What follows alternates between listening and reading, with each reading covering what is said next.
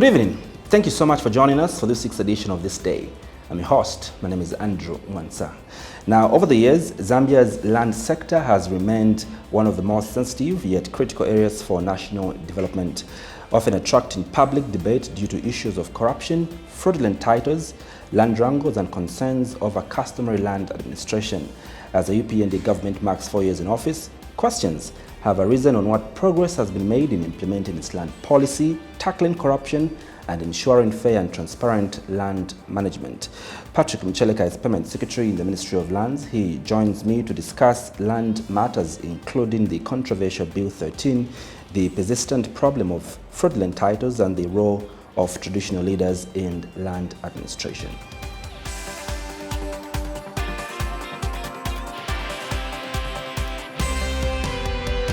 Permanent Secretary from the Ministry of Lands, Honorable Patrick Mucheleka, thank you so much for making time to appear on this day tonight. Thank you so much, Andrew. I haven't been here in a long time. I'm happy to be back. I must admit that it's good to see you after a long time. Thank you. Now, the UPND government has now completed 4 years in office. In terms of land policy, what concrete achievements can you point to so far? Thank you very much, Andrew, and through you, good evening, viewers who are watching us through the esteemed platform of Diamond TV. The New Dawn government has been in power for 4 years, and there are quite a number of areas where indeed we have made tremendous progress. We have scored. I want to tell you frankly that at the end of the day, whatever we are doing is aimed at ensuring that we improve the livelihoods of our people, the majority of our people. And to do that, we need to ensure that the issues of the economy are certainly dealt with. You know that in 2021, we inherited, if you like, a debt-ridden economy, and the biggest challenge, obviously, was the unsustainable debt, to a point where we were even regretted into junk status. Our economy by 2020 was growing in the negatives. It was negative 3.5, somewhere there, if you like. You may wish to compare that with where we were in 2010, 2011, just when the PF came into government. You recall that time that the country was had been able to record a sustained economic growth of about 6.5 GDP per annum, from about 2005 during the presidency of late President Mwansa, up to the time that President Arabi Rupia Banda left office. From that time, for the period that PF was in power, 10 years, we moved from an economy that was growing, and we had even been reclassified into a lower middle income country. In the period that PF was in power, all that was reversed. But I want to tell you, indeed, that we are back. From 2021 up to this time, 2025, this economy is projected to grow at 6.5 GDP per annum or thereabout by year end. And the macroeconomic fundamentals are beginning to converge, which means that certainly we are on the right track. Yes, there's a lot of work that needs to be done. There's a lot of work that needs to be done. It's not easy.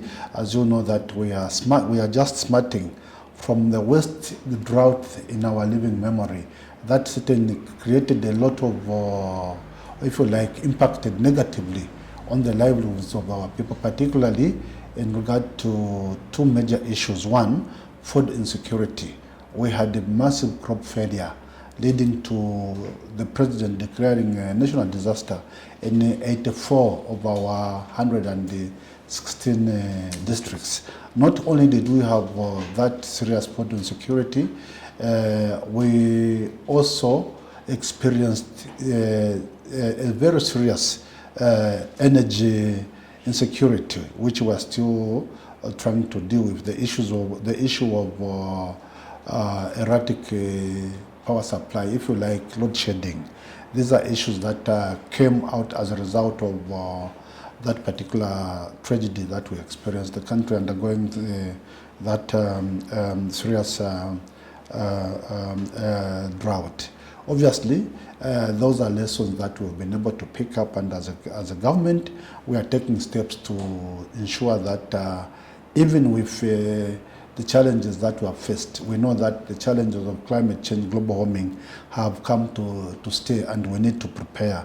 And this is why all the steps that we are taking as government are aimed at ensuring that we are now able to adapt, if you like, adapting to the climate, the challenges of climate change and global warming. And this is why, if you bring me back to, if you like, I know the issues are with regard to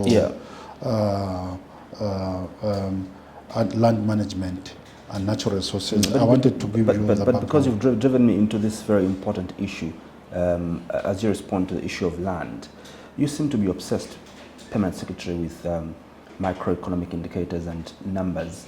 You've given us an example from the MMD up until where we are today. If you look at the graph in the MMD, yes, the graph was pointing in the positive. There was positive economic growth at its highest in terms of our history as a country. But if you look at the Human Development Index, under that economic boom, the living standards of our people were still below par. Even today, yes, the GDP is projected to grow by 6.6% as of December. But I think what is important, PS, is this translating into changing the livelihoods of our people? Yes, I want to tell you frankly, Andrew, and to you, the viewers that are watching us, ultimately what matters at the end of the day is how you manage the economy. The economic indicators are very, very critical. But even as you do that, we are aware that poverty levels in the country are indeed quite high, and steps are being taken to ensure that even the poorest of the poor are not left behind. And this is why you see that the New Dawn government has taken steps to ensure that we invest sufficiently in the social sector. This is why we have programs such as social cash transfer, cash for work, and also other social sectors. And you know that in the health sector we have been able to ensure that we are also able to ensure that we make available the required human resource. And also we have done that in the education sector. For the first time in a long time, this is the only government that in a year has been able to manage, for example, to recruit well over 30,000 teachers, and then in just 1 year. And remember, in 2022, we also recruited over 15,000, if you like, let me say, about 11,000 health workers. That is very, very important. That was done as a way of ensuring that even as we take steps to grow the size of the economy, we don't leave our people behind. Through that intervention in the education sector, we have even been able to bring back free education, which other people thought was not possible. That has happened under this government. And as I speak to you, well over 2 million children who were out of school are back in school. And there are a lot of steps that are being taken to ensure that as our economy grows, we know that it may not directly translate into immediate improved livelihoods of our people. But you know, you and I know that sustainable development sometimes may take a bit of time. And this is why, for countries that have made progress, countries that previously were least developed, are developed because they were able to sufficiently fund the social sector such as education and health. When you have a healthy country, when you have an educated populace, you know very well that then you are able to build a required human resource that can be able to respond as the economy grows. And when you're talking about growing the size of the economy, ultimately you are looking at ensuring that you create opportunities in economic sectors. We are working in economic sectors that are critical in terms of ensuring that there is sustained job creation. You remember in the mining sector by 2021, when we went to the elections, had completely ground to a halt. There was nothing that was happening. Under the late President Mwansa and the President Arabi, at some point we saw positive growth in the mining sector. All those were reversed, like I said. Remember, as I speak to you, the projections are that we are likely to hit 1 million metric tons by year end 2025. That is very, very important. That will certainly translate in, if you like, clearly jobs being created in the mining sector.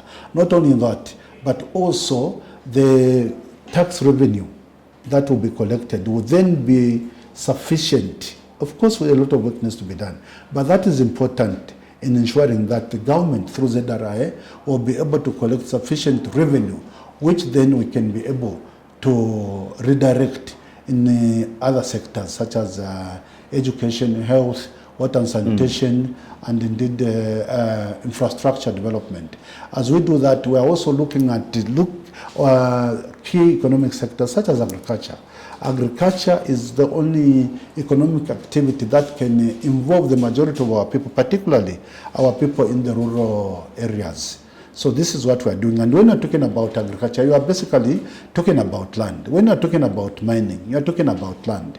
When you're talking about tourism, we're talking about we are talking about land. When you're talking about manufacturing and SMEs, it is all about land. And this is why land, if you allow me, for those who understand modern economics, the guru of modern economics, Adam Smith, when he wrote that book of The Wealth of Nations, he talked about 3 factors of production. He talked about land, labor, and capital, how these interact in order to create wealth. So if you allow me, Andrew, to come back to the issue of what we have been able to do as a ministry, I want to tell you frankly that our mandate has drawn from the statutory instrument that was issued by President Hakainde Hichilema in 2021 when he took over office. Statutory instrument number 1124. That is what created the current Ministry of Lands and Natural Resources, whose mandate is to ensure that there is sustainable management and administration of land and natural resources to contribute to sustained economic growth. So this is what we have done, and I want to tell you frankly that we have done quite a lot in terms of ensuring that there's proper management or administration of land. Yes, challenges are still there. You have read stories of some people, individuals trying to take law in their own hands by way of even encroaching. But I believe that we are handling those issues, and most of those issues that we are dealing with are arising mainly from legacy challenges or issues. In the last 4 years that we've been in office, I want to tell you frankly that in line with the mandate that we've been given, we have been able to ensure that we avoid by all possible means people grabbing land, encroaching. Yes, there could be isolated cases here and there which we are dealing with, but overall those issues have certainly reduced. What we are doing as a ministry is that we are encouraging, and it's part of our mandate and also a government program, that more and more people should put their properties, their land on title, particularly those that have land or properties under state land. As you well know, we have two types of land tenure system. Almost 80% of our land size, by the way, is 752,000 square kilometers, and our population is about 20 million people as a country. So that is almost that is sufficient land, which, if properly managed, can certainly help to sustain our livelihood, and to a point where the majority of our people can have access, control, and ownership of land, and following lay down procedures and processes that have been put across. And we have a program under the Ministry of Lands and Natural Resources where we are issuing title deeds to our people. We have two types of title deeds that are being issued. We have what we call, under the National Land Titling Program, we have two types. We have what we call systematic land titling. This is being done in peri-urban areas, and also the high density areas of our urban areas, such as Mutendere, Kabwata, that's in Osaka. You can go to Livingstone, Choma, Ndola, Kitwe, Kalulushi, all the way up to Solwezi. We also have what we call sporadic land titling, where individuals anywhere can come forward and access or so to it that they obtain a title. And as we go on, I'll be able to unpack for you what steps we have been able to So for me, what I'm getting is that the only thing you've managed to achieve in the past 4 years you've been in office as PS, or the past 4 years you've been in office as UPND government, is to be able to facilitate for people to have title deeds. That's the only thing you've achieved. No, not necessarily. Yes, that we have done, but we have done much more. You know,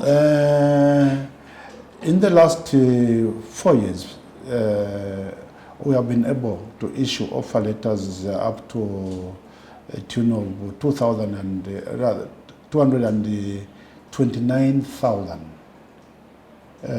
offer letters across the country, and out of those 127,000 have been able to obtain title deeds, and the program is ongoing.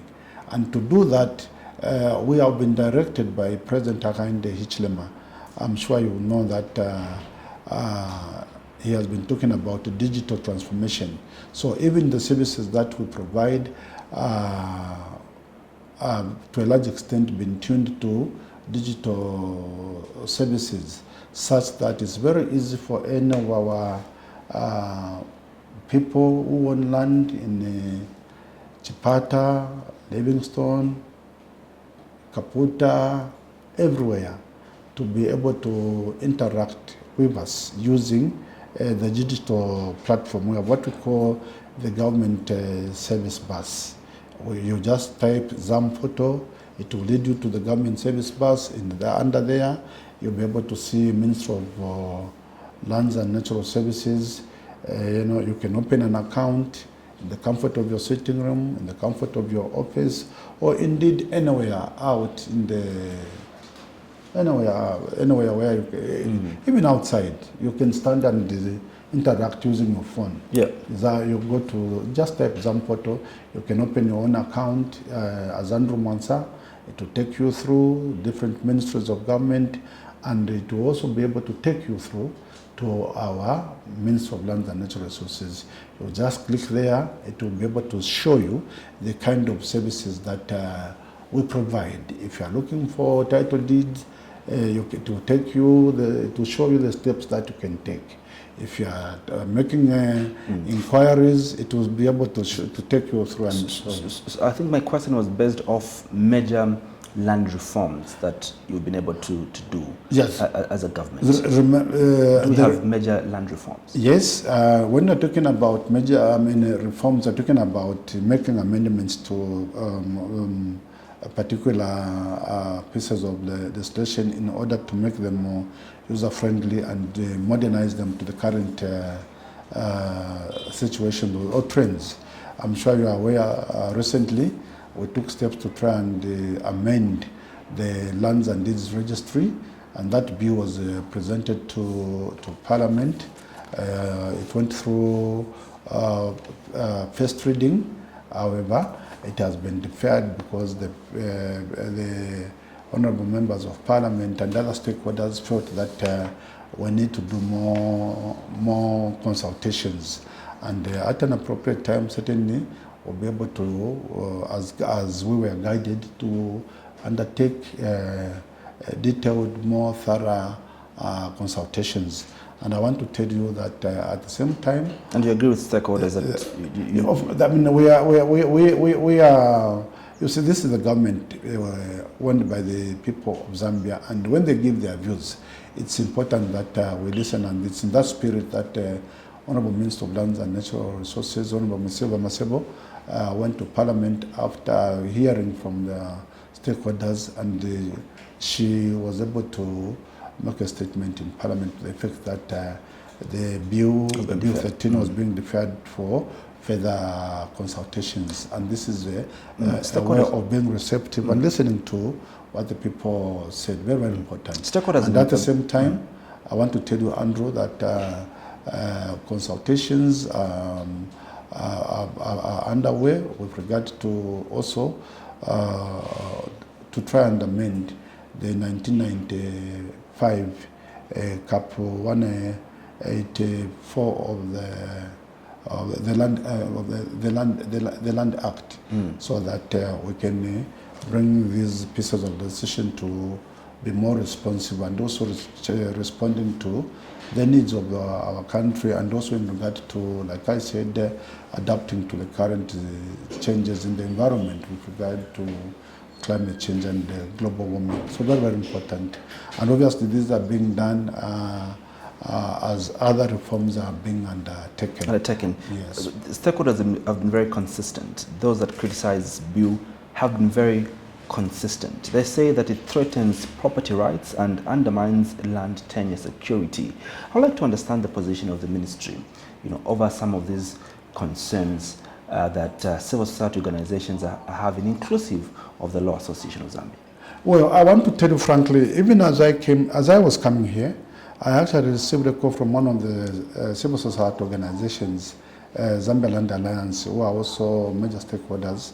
And as you know, Zambia Land Alliance have built their capacity with regard to understanding issues of land management and administration. And obviously, the Law Association of Zambia and other civil society organizations, citizens have their own views. And it's not that the Bill 13 threatened property rights, not at all. I think the issue mainly was that we needed to do further consultations.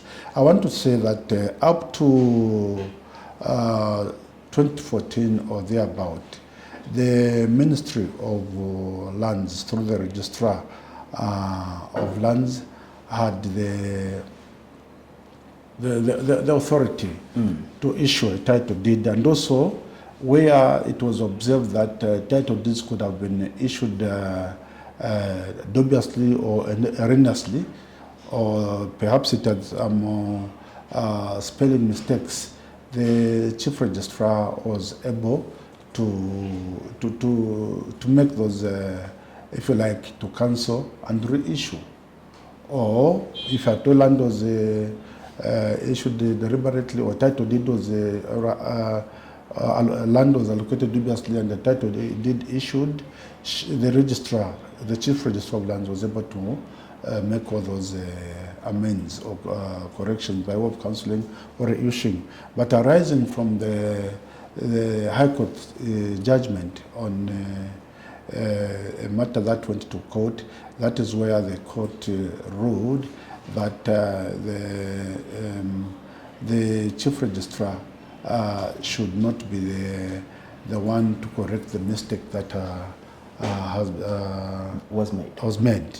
So to respond to the issue that came, this is why we tried to come up with a Bill 13 as a way of further enhancing and improving how and what would necessitate the title deed being cancelled by the chief registrar. So it was in that spirit that after consultations, the bill went to Parliament. But the feeling, like I said, by a number of stakeholders was that there was not sufficient. We had not done sufficient consultations. Otherwise, it was being done in very good. If we had to go by and that, surprisingly, I want to tell you, as soon as that bill was deferred, some of the same people that were speaking loudest against Bill 13 came to us and wrote to us and asking us to cancel title deeds for certain individuals. And we've said, look, as that is, we cannot do that unless the matter, anyone who's aggrieved should be able to take the matter to court. And the issue is that, when issues go to court, sometimes they take too long. So we are trying to find a very efficient way of dealing with these issues and responding to the challenges that we face. If I'm hearing you, one of the major reasons why you had to... It had nothing to do with threatening property rights or anything. It was actually tried to address the issues of ensuring that we are efficient, transparent, and we also know that in that bill there were also stages that were being provided. So it was not like a chief registrar sitting alone and issuing or cancelling title deeds. And it was actually meant to address, as you know, we are coming from Andrew, just hold on a bit. And I want to tell you, we have been able to face a number of challenges. Sometimes we've been able to hear of a title being issued on top of another title. We are coming from a very difficult past, which we inherited in 2021. A lot of mischief that had been created. So those are some of the challenges that we are trying to deal with. But of course, as we move forward, we'll be able to ensure that we take along with us. And don't you think the High Court, adequately dealt with this issue where the chief registrar, could have sweeping powers to cancel, a title deed with that court matter that created, case law, and so what are we correcting? No. I want to tell you frankly, we are a government that respects the dichotomy, if you like, separation of powers between or among the different organs of the state. Where the court interprets, and then Parliament makes laws. The court interprets, and then the executive sometimes can be the prime mover in terms of amending the laws that perhaps have lacunas. And once those are taken to Parliament, the Parliament passes the law, and then you move on as a way of ensuring that checks and balances are provided. What are we missing out if Bill 13 doesn't go through? Is Bill 13 for UPS a matter of life and death? No. Andrew, I want to tell you that we are talking about efficient and sustainable management and administration of land. And you don't want issues that can be dealt with administratively to be going into court and take eternity for them to be dealt with. Because can you imagine, Andrew, if we are issuing a title deed, for example, in the name of Andrew Mwansa, and for some reason, as the chief registrar is performing a function of issuing a title deed to Andrew Mwansa, just misspells your name. Instead of writing Andrew Mwansa, it writes Andrew Mwansa, for example. Would it not be appropriate that that should be corrected by the registrar of lands herself? I want to tell you, under different pieces of legislation, for example, under the Cooperative Act, The Cooperative Act also has a registrar of cooperative societies who can issue a certificate, a cooperative society certificate. And at the same time, if there are mistakes there or there's some contestation, that chief registrar, the registrar of cooperatives can make that correction. Why should it not be the same case with the chief registrar of lands? Basically, it was meant to try and cure such issues as opposed to issues that are straightforward, as opposed to allowing issues that can take so long in court. Just me correcting that spelling of your name. Is that a matter that should go to court? And even in there, it doesn't mean that it stopped people from going the bill was going to stop people from going to court. If at all, one or the other. So there's nothing dubious about this bill? They were aggrieved. So really, that's how it is. It's a way of, once the court pronounces itself, it's another way of providing checks and balances. About this bill. So really, what we are trying to do is to enhance service delivery. Remember, our mandate is to ensure that there's efficient and service delivery to our people in land management and administration. So that is what we are trying to do. And in the last 4 years, we have introduced what we call Zambia Integrated Land Administration System, ZILAS, which is a user-friendly system with enhanced security features so that we minimize as much as possible all these encumbrances that may come through. And that's why I was trying to tell you about the government service bus, which you can use to access our services, and it's very user-friendly, and I want to encourage our people wherever they So there's nothing dubious about this bill? No, not at all, not at all. Why should it be? It is the issue. No. Widely rejected. You people, our colleagues in the media, also have a responsibility, and this is why even we always that debate was going on. I used to watch. I watch for media platforms. I follow. I watch. I saw the debates that were going on here, where you could even be debating amongst yourselves without even calling us to come and put the record straight with regard to whether or not the bill was brought in good faith. Yes, I know on a few occasions you did that, but the prominence was given much more to those who were against the Bill 13. And I want to sincerely appeal to our colleagues in the media, your Diamond TV and other platforms, that we need to continue to engage each other whenever there is an issue that comes, and perhaps in one or the other you feel information is not sufficient, you reach out to us. We'll come back, we can come and clarify. And I'm very grateful for the opportunity that you have now given us to interact with you this time around. I'm failing to understand this, PS. In fact, even the president at one of his meetings mentioned how Zambians hate him because of Bill 10.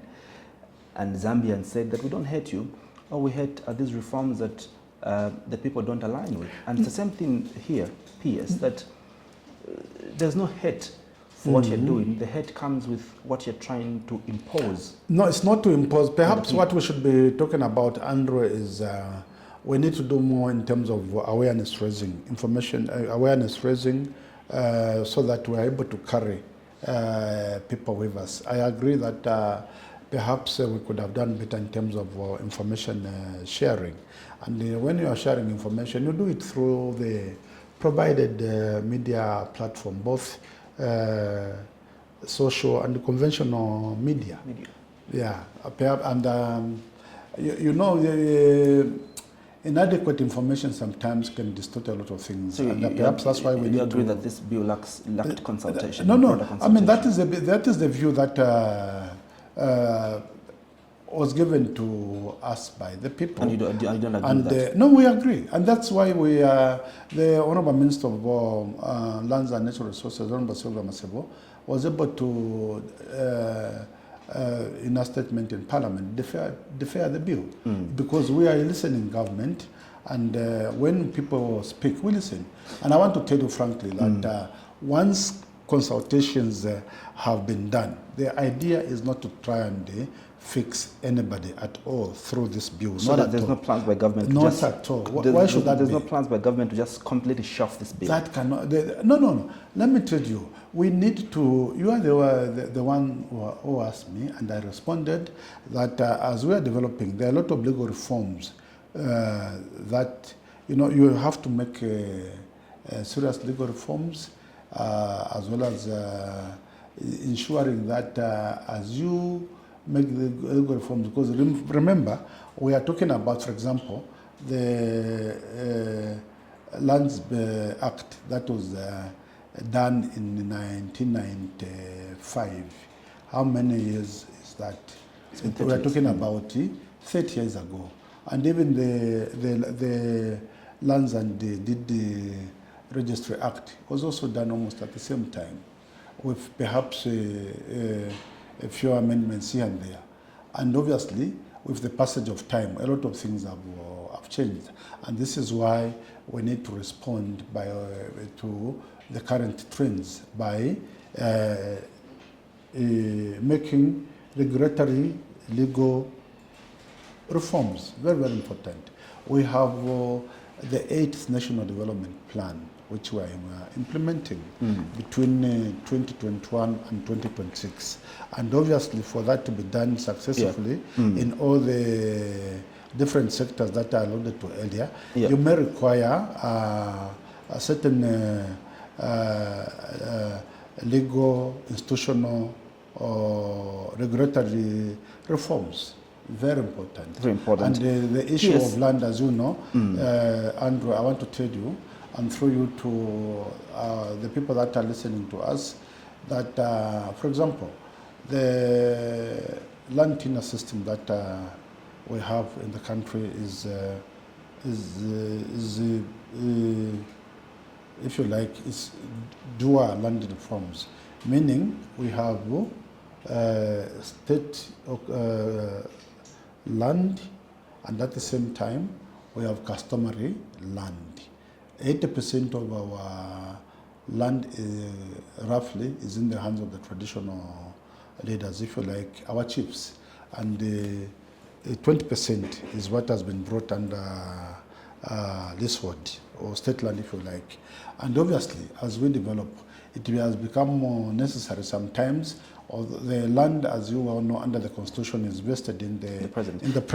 But the president, not only the President Hakainde Hichilema, but I think even the previous president, there's no president, even with the authority of the Constitution, has gone ahead to grab land from any traditional leader because there's need for development. Most of them have actually been able to sometimes convert customary land to state land through consultative processes. We're going to touch on that later on, but land wrangles remain a major concern, PS, across the country. I'd like to find out what practical steps the ministry is taking to implement the party's policies and resolve these disputes.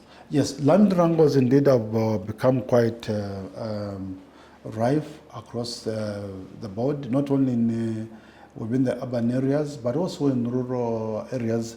Sometimes you have also heard about boundary disputes among and between our traditional leaders. As regards the urban areas, you know that with the growth of urbanization, more and more people want to be in urban areas such as Lusaka. Lusaka, you are talking about a population of the last count by Zambia, it's almost 3 million, and everybody wants to have a piece of land in Lusaka. What is true is that Lusaka has run out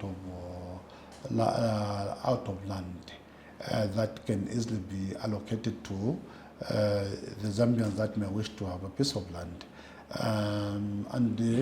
land wrangles are arising mainly as a result of some people wanting to take, as I said earlier, law into their own hands. Sometimes in the name of using the name of political parties. As you know, like I said, this is a problem that we have had for some time. It started way back during the time of UNIP, which was in power for 27 years.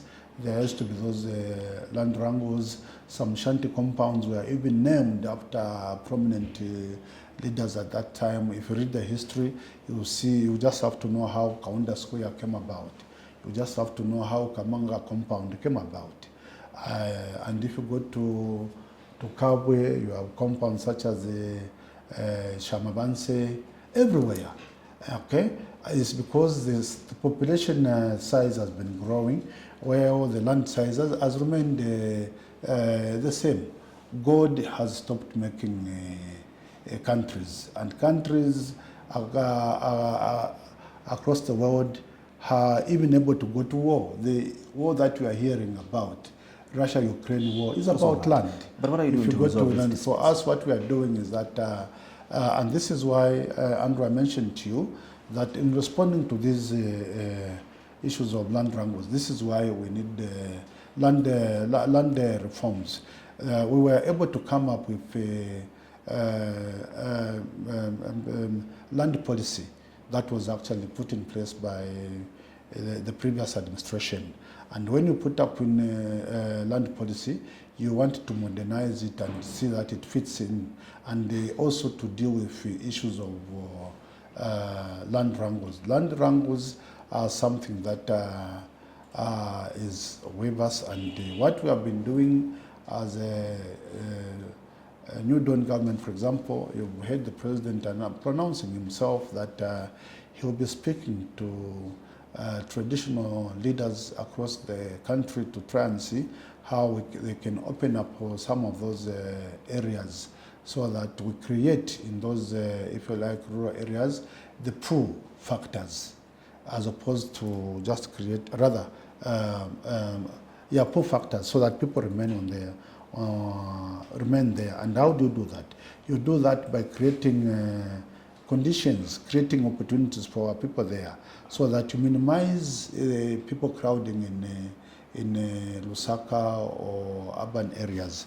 And as a ministry, we also are responsible for the administration of the Land Development Fund, which can be accessed by various local authorities. What are you doing to resolve land wrangles? I'm answering. Give me time. I'm coming to that.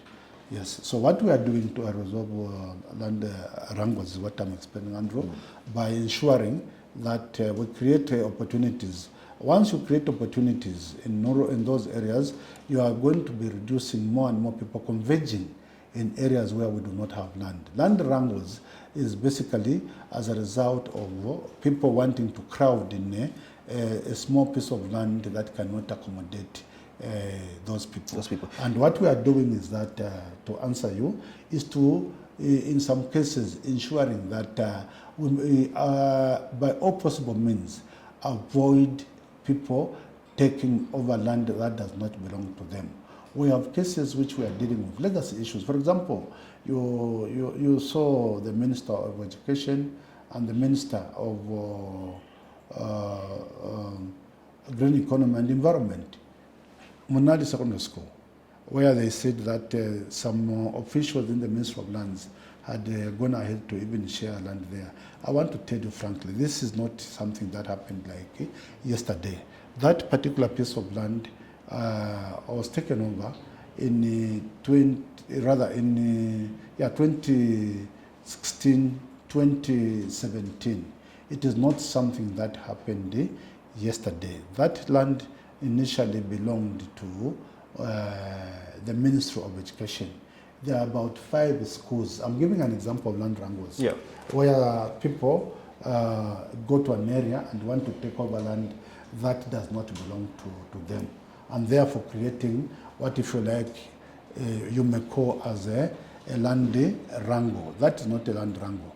A land that is a mischief. Someone wanting to create mischief by taking over land that does not belong to them. What I want to say is that land wrangles and the ministry officials. You need to be. Sorry, and the officials from the ministry. I want to say that that particular issue took place in 2016, 2017. Yes, at the time there could have been a few Ministry of Lands officials that might have also been given land there, and those officials, if are there, we have written to all our staff in the ministry. If I told there are some that might have benefited from that particular, I don't know whether I can call it illegality or whatever it was, that they should be able to voluntarily surrender that land. As the Minister of Law Education, Honorable Douglas Yakalima stated, and supported by Honorable Mike Mpwasha, Minister of Green Economy and Environment, who himself is the area member of Parliament for Munali, and he knows the history of that particular piece of land. For Honorable Mpwasha, he has been a councillor in that ward, Munali ward. He's been deputy mayor, and he has also been a mayor of Lusaka, so he knows. He understands. What I can admit is that in 2021, on the 20th August, follow me there, 20th August 2021, remember that was a period of transition. There was what is called a consent judgment. I was about to come to that. I was about to come to that because the lawyers representing some of the people that have got property there, have got land there, says that there's a consent judgment. This issue went to court. In fact, it was a state which proposed. Yeah, but we are saying, and the Minister of Education and the Minister of Green Economy, the area MP himself, agreed, and rightly so, that that land belonged to the Ministry of Education. And there are about 5 schools there. There's Monali Boys Secondary School, there's Tunduya Primary School, there's also Monali Girls, and Kaunda Square. Kaunda Squares. Excuse me, about 5 schools on the same piece of land. But over time, people started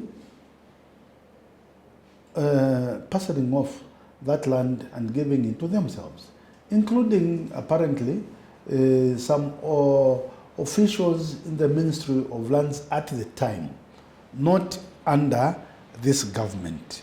It has not happened in the last 4 years. I want to say that it happened in 2016, 2017. When the matter went to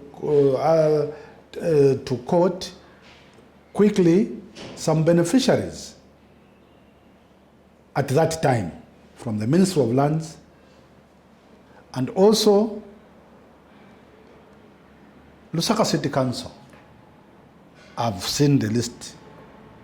I'm able to know some more of those names, but I will not mention them. I will not mention them here. You're going back to that case. Is it because they are PF? Yes, instructions were actually given. Is it because the PF people? No. Did I say that? No, I'm asking. Is it because they're No. from the I didn't say. You are the one saying that. I did not say that. I'm asking because also. No. Remember what? Go and I'm sure you have that footage on with regard to what the Honorable Minister Douglas Yakalima said. You know, and he was able to illustrate on how we are able to take 2 million children back to school. And for that to happen, it requires that the school land should be preserved for future expansion. No one should come and take over land. But importantly, I must also indicate to you that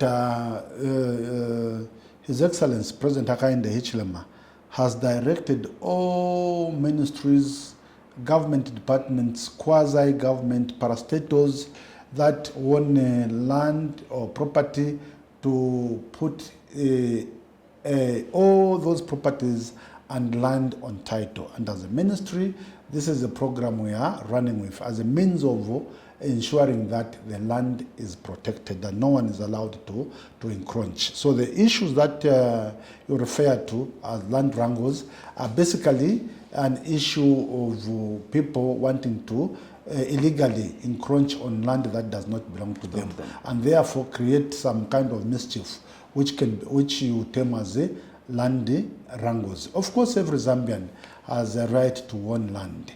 And I want to tell you that just a week ago, you saw the advert that was put across by the Office of the Vice President, where we are encouraging our people to apply land in the designated resettlement schemes. That is meant to come back to the issue I said that land is the most prized economic asset anywhere in the world, including ourselves, and would want our people to own land. And there's land available. Given the size of our country, like I said, 752,000 square meters against a population of 20 million people, I think that there's enough land for those who may want to own land, except that in urban areas such as Lusaka, we have land run out of residential properties or other residential plots that can be demarcated for our people to build there. That land is not available. However, in our emerging towns and rural areas, land is readily available. And like I said, the president has pronounced himself on the fact that is going to be holding discussions with their Royal Highnesses, I think about 270 chiefs or so, who can, with a view of asking them to make land available, which they can open up. Then the local authorities, some of them have already started applying, quite a number of them, for to access land development fund as a way of opening up, so that we create opportunities not only for our people in the urban areas but also in the rural economies. Now we are aiming at ensuring that there's, if you like, even development, and this is why deliberately the president in 2021 also created a standalone Ministry of Local Government and Rural Development. That was done deliberately as a way of ensuring that we also pay attention to rural development. And this is why he has been able to demonstrate political will by also increasing the amount of CDF from a part 3, 1.6 to 36.1 million. But properly utilized, this is money that can certainly create a positive impact in the lives of our people. If the law empowers the president, in fact, the law states clearly that all the land is vested in the hands of the president. Indeed. Why does he need to go to the chiefs to ask for land? Yeah, the traditional leaders, as you all know, are major stakeholders. They are custodians. They are custodians of land. They own that land, or they hold the authority over land in trust on behalf of their subjects. I want to say clearly here that in some cases we have had the Royal Highnesses that have gone ahead to, in some cases, to give land to, if you like, parceling off huge tracts of land to some dubious investors at the expense of their own subjects. And this is what this government is against, including the president himself. He has made it very clear. And this is why, as we try to attract foreign direct investment, we want the FDI to come in, foreign direct investment, including investors. There are conditions under which investors can own land in Zambia. It is not true that any foreigner can come here and buy land. There are conditions under which a foreigner can own land. First of all, there are several pieces of the legislation that exist, including being identified and registered as an investor under a particular law, which is if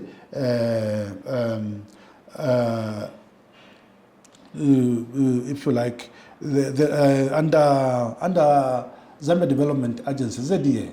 You come in as an investor, you register. Most of those investors are interested in investing in economic sectors such as mining, such as agriculture, tourism. They should be able to go through those processes. They are registered, they come in, registered, and they'll be advised. The circumstances under which they can be able to own land. It's not true that... so the investors can't go directly to a chief to ask for land. These are foreigners. And as you answer that, yes. I'd like to understand the extent of the powers of our Royal Highnesses. Do they have power, to sell land? Do they have power to give out land to investors, and investors putting up, investments in those chiefdoms?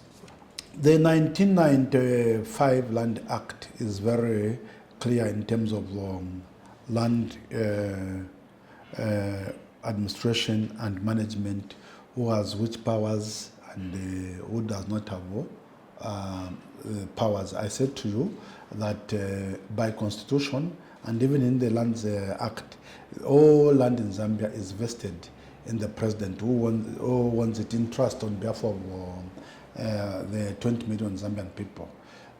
That is the whole land. But at the same time, we have customary land that has come under, that comes under the responsibility of the traditional leaders, which clearly define the boundaries, the size and the boundaries. I mentioned to you that that sometimes you even encounter disputes between or among traditional leaders, and under the law, traditional leaders can make recommendations in terms of how land can be, customary land can be owned and converted. The traditional leaders can give land up to 250 acres or hectares. All right. Beyond that, it has to come apply to the minister. The minister, Minister of Lands, and also a particular threshold for the minister and up to the president. Yes. And then there are also steps that can be taken in case you want to convert your traditional land to leasehold.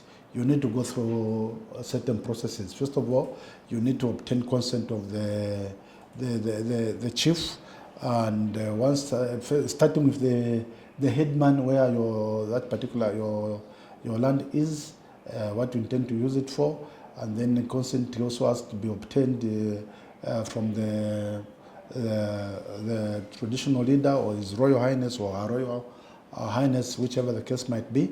And obviously it comes through the local authorities in a particular jurisdiction. The local authorities would either the council, they also have to deliberate and give consent. Then it comes to a recommendation follows those channels up to either the minister or through the Commission of Lands, or does the work on behalf of the Commission of Lands, who does the work on behalf of the president. And obviously, for a particular threshold, it has to be, you need to presidential consent. Yes, it's true that in some cases we have had issues where certain traditional leaders have gone ahead to give huge tracts of land, and obviously along the way those issues have been the successive presidents have, I think, in some cases put a stop. But obviously investors that properly follow the laid down procedures and the law as it states can own land under certain conditions.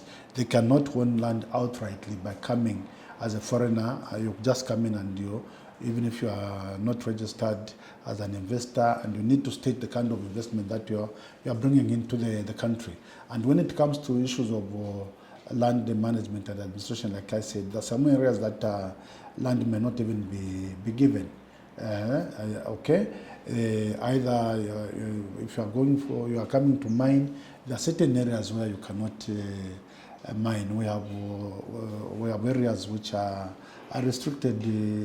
Restricted areas, and we have areas where investors are free to come and partner. They bring in capital, they create a joint venture, which the president has been encouraging. That is the approach this government is approaching. Bring in capital, create a joint venture, partner with Zambians, and go into agriculture. And we have seen quite a number of investments that have taken place in sectors such as mining, agriculture, tourism, and all those investments, like I said, take place on land. And this is why this ministry is really important in terms of ensuring that there's the proper and efficient, sustainable management and administration of land. As we conclude the program this evening, PS, the Anti-Corruption Commission Director and the Secretary of the Cabinet recently visited your ministry, raising concerns about non-adherence to the Client Service Charter.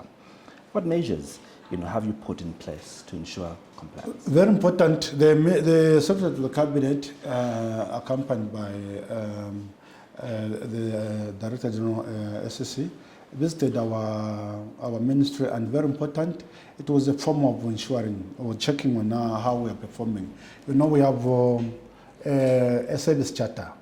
This is a contract between ourselves and our clients. Our clients are certainly individuals, lawyers, any property owners that interact with our ministry. And as they do that, we are expected, and in line with this charter, to ensure that we give efficient services and being time-bound. We are not the ones that should leave things hanging for a long time. There's a time period within which we should be able to provide services. And this is why I want to take advantage of this platform you have provided for us to call on our Zambians that the Ministry of Lands and Natural Resources is user-friendly.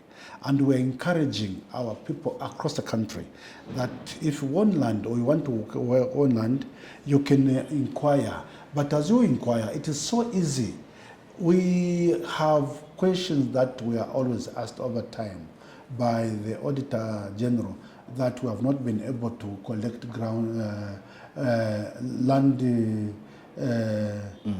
ground rent rentals and rates. The rates, apparently, property rates, land rates, are sometimes paid through the local authorities and are charged by the local authorities. The President has called on local authorities, and the Minister of Local Government and Rural Development is implementing that. I think he has already started, where we begin to charge. They begin to charge reasonable rates to the property owners across the country, and they must come forward and honor their obligations. This is the money that is required to provide services to our people. People must be able to pay for the property that they own by paying rates. Importantly, we have ground rentals for people that own land. There's a fee that has to be paid annually, and this is the fee which most of people do not pay directly to the Ministry of Lands. I want to appeal to our people that please come forward, wherever you may be, either through our portal. Like I said, you just type Zampoto on Google. On Google, it will lead you. Zampoto, then it will take you to the government service bus. Go to the Ministry of Lands. It will show you, just enter your details. You can open your own account, and if your land is on title, just enter the title, the details of your title, the certificate of title. It will show you what you owe, how long you have not been able to pay the ground rentals come forward. It is the responsibility of every Zambian who owns land and it's on title to pay ground rentals. And then also, for those people that own property, you are required to pay property rates or land rents through the local authorities. And we are taking steps to integrate with other service providers, such as the Zambia Revenue Authority, so that instead of doing things in isolation, as you well know, when you come to the Ministry of Lands and Natural Resources, we have a customer service center where most people come to carry out different land transactions, including selling property, where at source, at that through that platform or there, you are able to pay property transfer tax.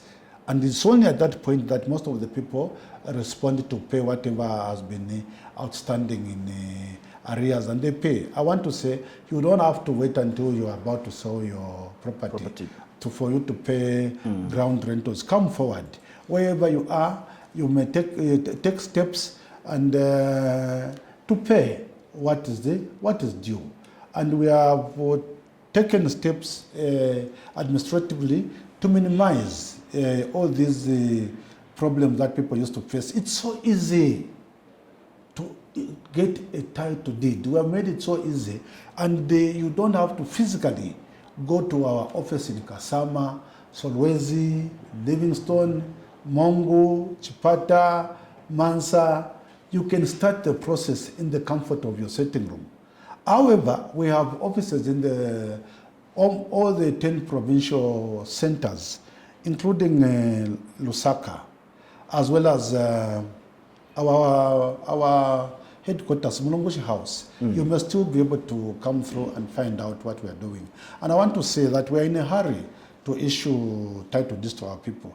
As I speak to you, our team will be going to different parts of the country to try and sensitize, raise awareness.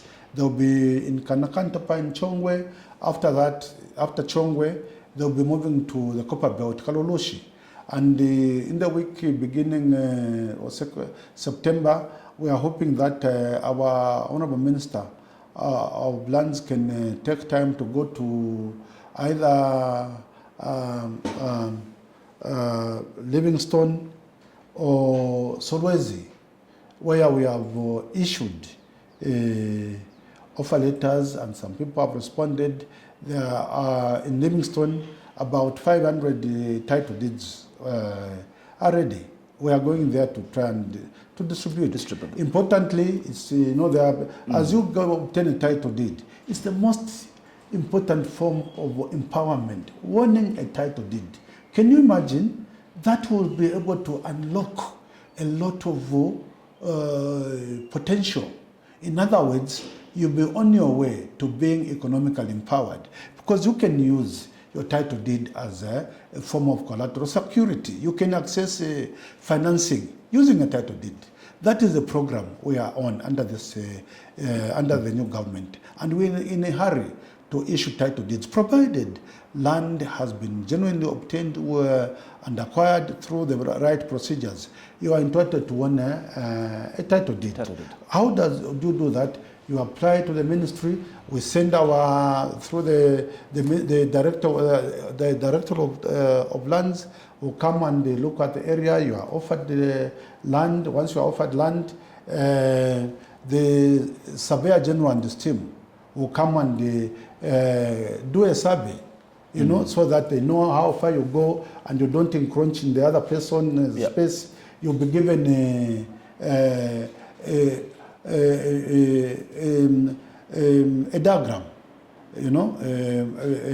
a survey diagram will be issued, after which they will write to you, they will send you what we call ITT, invitation to treat, and you will be able to pay a required amount. Once you have done that, you pay that amount, then your documents will be sent to the chief registrar of lands for you to obtain a title deed. That's a very, very, very, very easy, user-friendly process. I'm encouraging Zambians, wherever you are either in a rural part of the country, urban areas, if you are told you are on what is deemed to be state land, you have been able to be offered either through the local authority or directly by the Commission of Lands, you can obtain a title. And of course, we have issues, as you said, in some cases, there has been, which we are trying now to deal with, where we avoid a situation of the left hand not knowing what the right hand is doing. In some cases, we have the local authorities issuing a particular piece of land or plot to a different person. Then on the other hand, you have the Commission of Lands in Osaka issuing, offering land, the same piece of land to a different person. But these issues, because of the system that we have now introduced, Zambia Integrated Land Administration System, we have moved away from the old ZIOMIS, which was subject to manipulation. The ZILAS has come with enhanced security features, and it's able to even give a trail in terms of which officer is trying to interact with the system as they help people to obtain their title deeds. It can be able to catch anyone who might be up to mischief. So it's a transparent system, and we want more and more people to familiarize themselves with the system that we are using. Our objective is to ensure that we participate or we carry out transparent, accountable land management and administration in order to contribute to enhanced service delivery as a way of contributing to economic growth and development in our country. PS Minister of Lands and Natural Resources, Honorable Patrick Mucheleka, thank you so much for making time. Most grateful for the opportunity. Thank you, viewers, for having listened to us, and I hope you'll be able to follow through with regard to what we have discussed today. Thank you so much. God bless. Thank you.